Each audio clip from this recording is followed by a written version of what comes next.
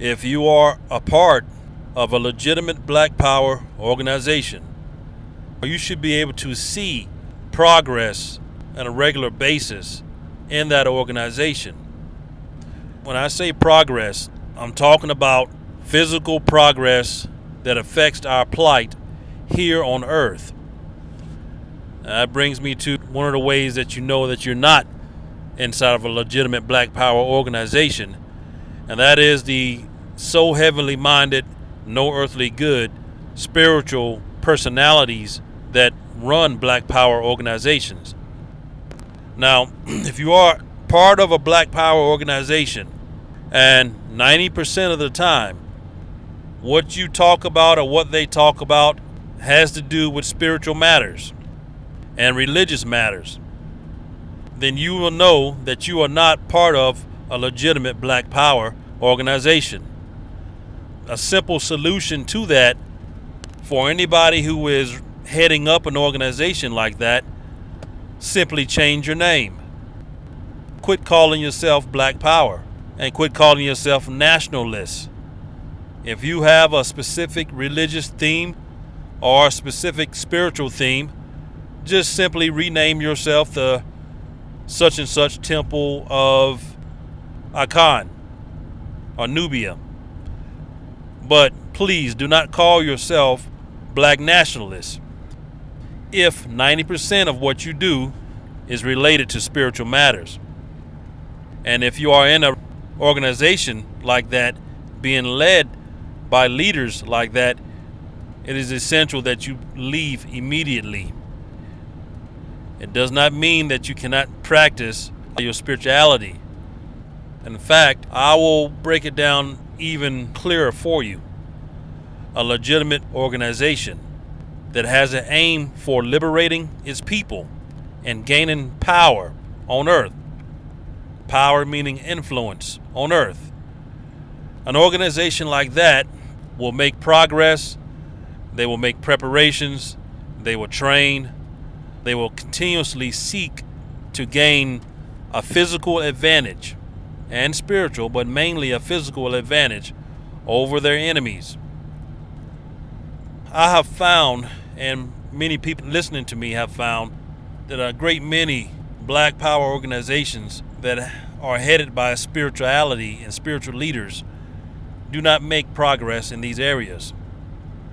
So if you are serious about Black nationalism, whether you call it Black nationalism, Moorish nationalism, Nubian nationalism, African nationalism, indigenous nationalism, doesn't matter what you call it.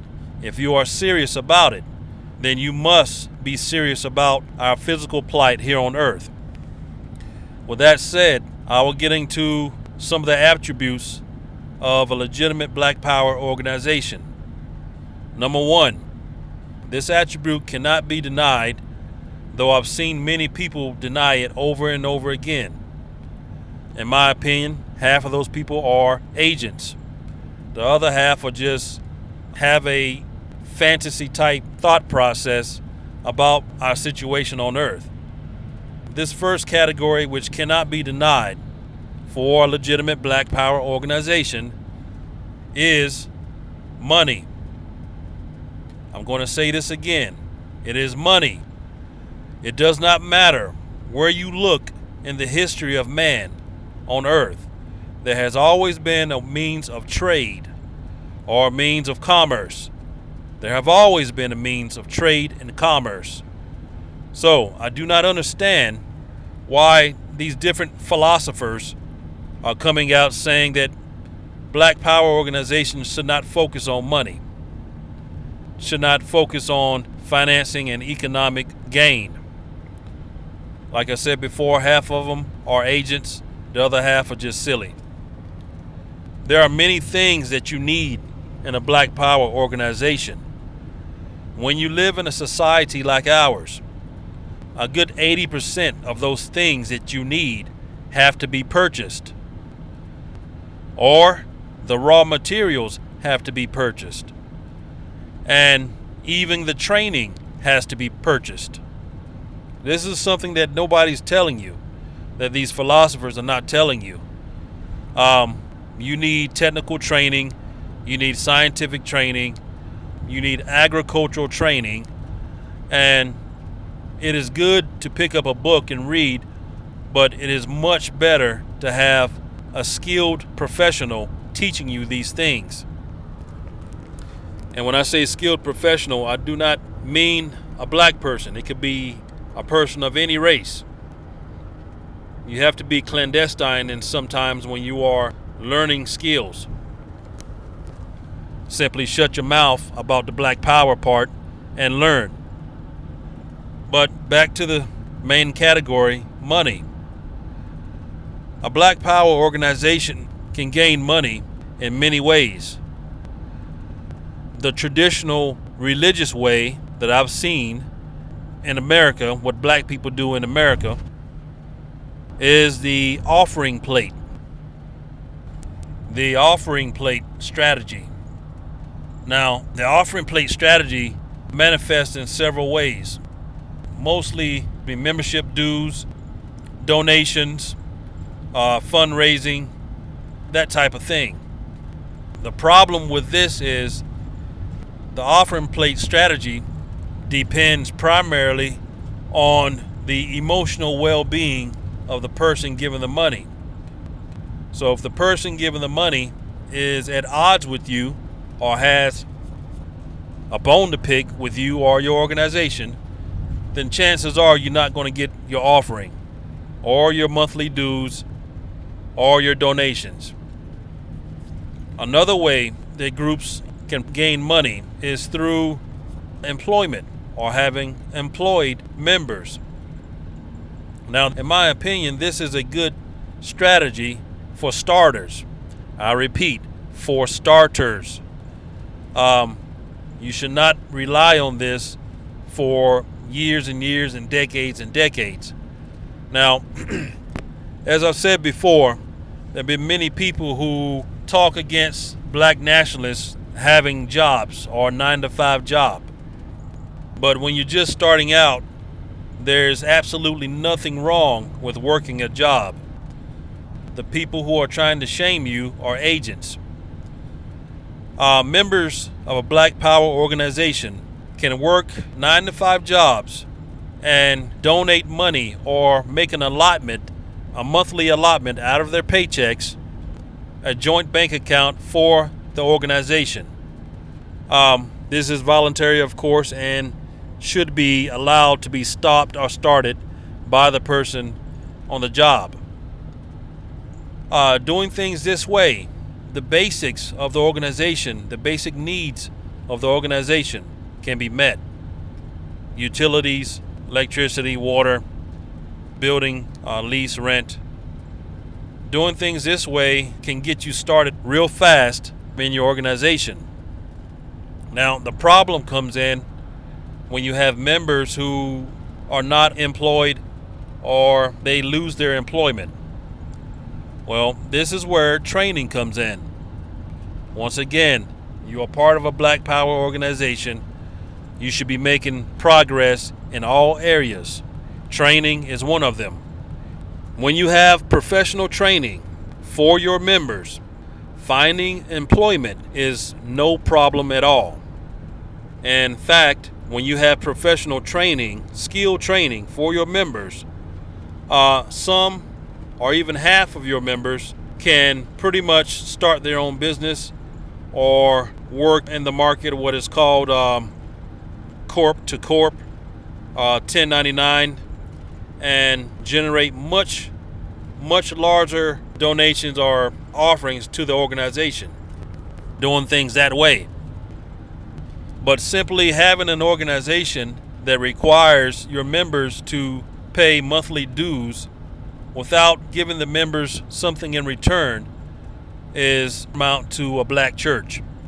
And we've all seen where that goes. When members are being fed, they are happy to help out the organization. This is where most black power organizations fail miserably. And it's primarily, in my opinion, the lackadaisical personality of the leadership that causes this type of environment to come about. And also the nigger mentality of the leadership that causes things like this to happen. Disgruntled members will not pay a dime and will not even come to meetings. And I've heard certain members arguing many times on Blog Talk Radio about their internal problems. Well, that's a sign of poor leadership. That's not a sign of poor members. Now, after you have your organization and you have a financial foundation for the organization, then you can start attending to the other goals of the organization. Once again, these are physical, earthly goals to gain power, to gain ownership, and to simply gain freedom. When you're in charge of your own destiny, you can do more and you have more control over your own time. Some of the other areas that your organization should be making progress in. Training is one of them, but there are many types of training. Without a doubt, your organization should be conducting physical self-defense training on a continual basis for its members, from the old to the young, to the male to the female. When I say conducting self-defense training, I'm speaking about martial arts. In my opinion, it does not matter what style. Now, this is where some of the ideology will conflict. Someone will come up and say, hey, I'm not learning that style. That's a Japanese style, or that's a Korean style. I want to learn an African style. You learn the style, number one, that is most accessible to you and affordable to you. And number two, you learn the style that works. This idea of having African everything is really silly. Now, what would you rather have? Japanese-made microchips or African-made microchips? What would you rather have? An American-made tank or an African-made tank?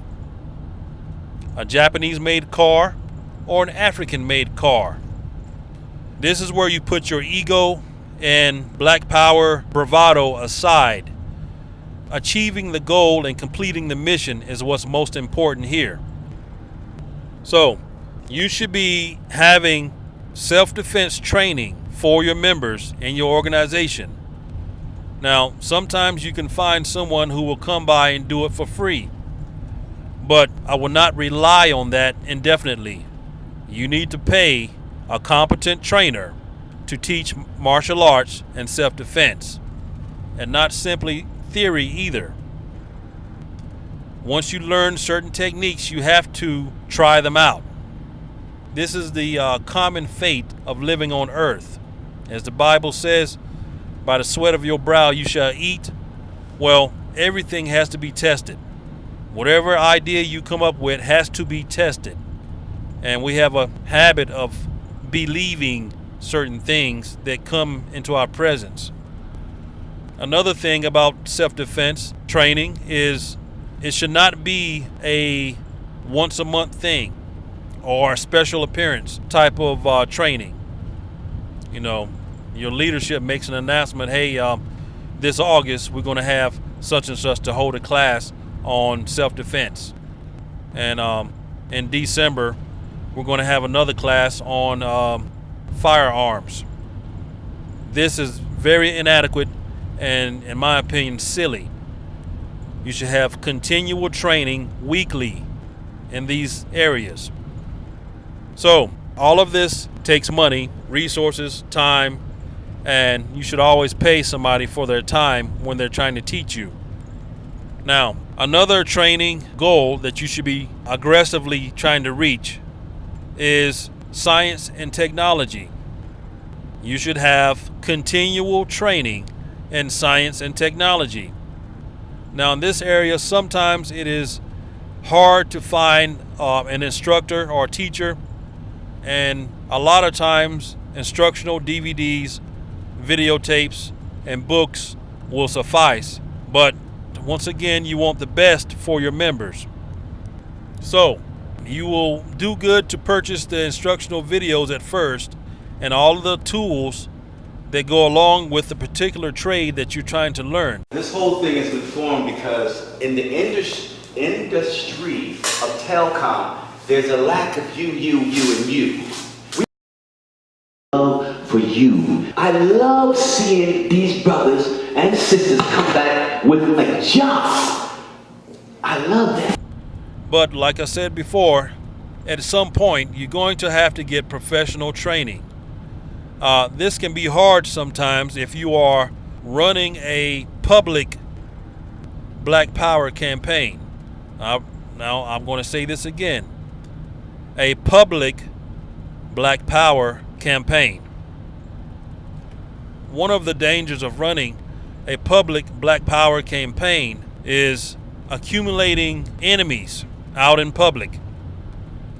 When you have enemies out in public, no one wants to do anything for you. This is why I always advise to have a behind-the-scenes Black Power campaign. Now, you could have a public cultural campaign where you promote your culture, your language, your spirituality, your food, your dance, your race. But all of the military talk should be held behind the scenes, should not be public. I've found that on YouTube there are several people who talk against the advice that I'm giving. Now, they've been doing this for years, it's no surprise, but I've heard several suggestions about seeking outside help and even outsourcing some of the things that you need in an organization. You will find several government agents and Masonic agents strategically placed to talk against this strategy, when in fact, if you are untrained and you have no resources, you are helpless. You need the help of outside people.